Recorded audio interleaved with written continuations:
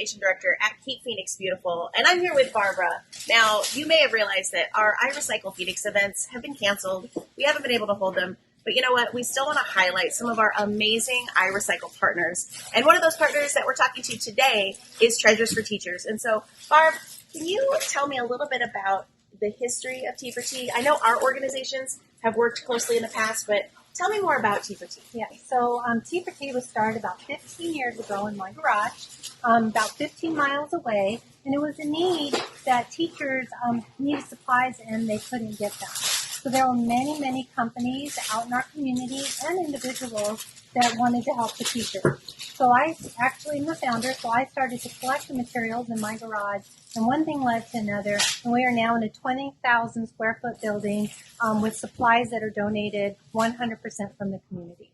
Yeah, so 20,000 square feet. I am so fortunate that I have been a member of T4T for a hot minute. Yes. And so is this the third warehouse Yes. that you've had? And I know we're going to get to it a little bit later, but if you're not a teacher, this resource might not be the best for you, but in a little while, we'll also talk about some of the things that the public can do, like visit the Thrift Shop. But really quick, what are some of the items that teachers really seem to gravitate towards? So you're standing in front of one of them. Amazing. So yes, and I literally want to point these out because these would not be possible without companies like Intel, Cox, Sure. and other individual volunteers. These are journals. And the volunteers actually just take 3 pieces of paper and staple them. But when the teachers come, they take enough for their students, sometimes for all year. What they do is they fill these bags for $5. So they can fill as many of these bags as they want and add all kinds of supplies to them. Yeah, so I know that when I come here, you know, I might need something for one of our presentations that we do. And I tell you what, these $5 filler bags are so useful because sometimes you might need something thin and light like this, and sometimes you might need something super bulky and weird. And it's just so nice to be like, okay, how many of my kids or how many of my supplies can I put in this $5 bag? And I mean, we all know, like, you can't take a bag into Target and be like, hey, can I fill this for $5? But you can totally do that here. Yeah. Now, we might be also talking about this later. Are there any resources that the teachers always need? Like, are there things that you always want to see as a donation coming in? Yes, absolutely. Paper and pencils. Paper and pencils. And that'll never, ever go away. I can't imagine it would, yeah. So because they're consumable, Yes. so that students use the pencils, lose the pencil, Oh, of use course. the pencil. So yeah, for all different reasons. And then paper, of course. Always. Yeah. Yeah.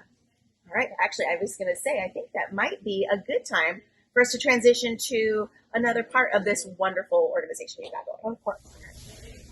All right. So, you know, I love to donate my stuff to organizations, make sure that they don't go to the landfill, that they get reused. But sometimes I've got some things that I'm just like, I have no idea how this can be reused. I don't think anybody out there has got that creativity. But let me tell you, T4T and the teachers that come here are fountains of creative knowledge. And so, Barb, if you could, what are some of the cool creative reuse things that T4T has that teachers are doing? Yeah, so first of all, bottle caps, all different kinds, sizes, and colors. The teachers use them in art and counting and math and science. So bottle caps are a really great thing. So if you're going to throw away your bottle caps, think about Treasures for Teachers first. Awesome. We'll be talking about our free zone where a lot of our recycled and reused materials are. But then we have some other items. So nowadays, nobody really uses DVDs and CD cases anymore.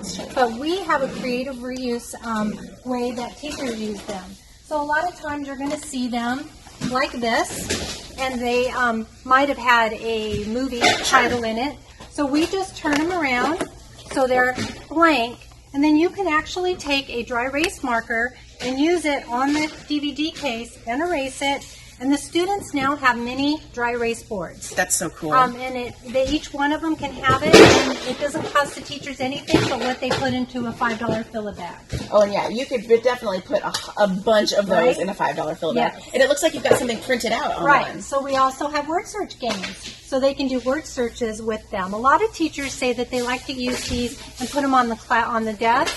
When the students are done with their work, they can work on one of these. Well, and that definitely also saves some printing, some toner, with so many teachers having to buy their own, you know, hopefully not their own ink, but at least their own paper and stuff. That's such a nice way to have a durable thing year over year. What else have you got? So we got a mini CD case. So same thing with CDs, same thing. They write on and they erase.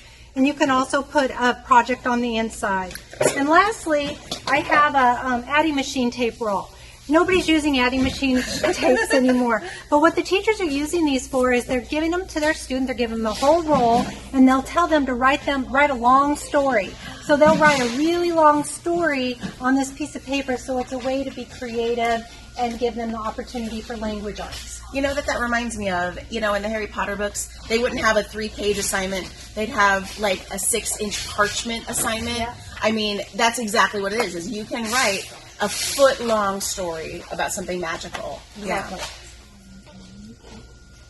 So, Barb, we talked a little bit about how individuals can donate to Treasures for Teachers, but I'm sure you have relationships with corporations, corporate donors. Can you tell me a little bit about what we're standing by here? Absolutely. So APS has been a funder of our STEAM kits since the beginning, about 15 years. What these kits are is they're designed by an engineer, actually a volunteer. That's cool. And he uses materials that he finds in the classroom or in the warehouse to put together. So, for example, this is a pinwheel set, and the students would take the kit and use it in the classroom and then put it together, and then they would show how the pinwheel would move. And so I know that we've talked about the $5 fill-a-bag. We've talked about how we might get donations, but I've heard that you have the magical word. You have a free section. Yes. Can we go there zone. next? We can. Okay. Let's go. All right, cool. Okay. So I'm over here now in the free section, and I'm with Louise, also awesome T4T teammate here. Louise, what do you do? And tell us about where we are here. Well, I'm a former teacher. I taught STEM, and this is my absolute favorite zone. I actually cried when I was a member here. Oh, gosh. And now I'm retired, and I do the social media and the marketing for Treasures for Teachers. Okay. So we appreciate if you'd like to follow us on Facebook, Instagram, Twitter, And we're just recently TikTok. We're going to be going on to TikTok soon, so Excellent. follow us on those. The reason that this is my favorite zone is because it's free. Everything that you see here is free. If you need enough binders for your entire middle school, like classes like I did, they're free. All the plastic and metal organizer trays, free. All the bulk items that you need kids to bring in for projects, like Kleenex boxes, tissue, those rolls, those quarters. all of these really handy. These can be pencil turned into pencil boxes, turned into storage for the treasures that you have in your classroom. Egg cartons, the shoe boxes, magazines, architectural plans. That's so cool. All free. One of my favorites are the cigar boxes. We have a very generous donor who donates all his cigar boxes to us. And I've seen these turned into art projects. I've seen them turned into social studies projects where they do a year in history and then they put and a diorama in them.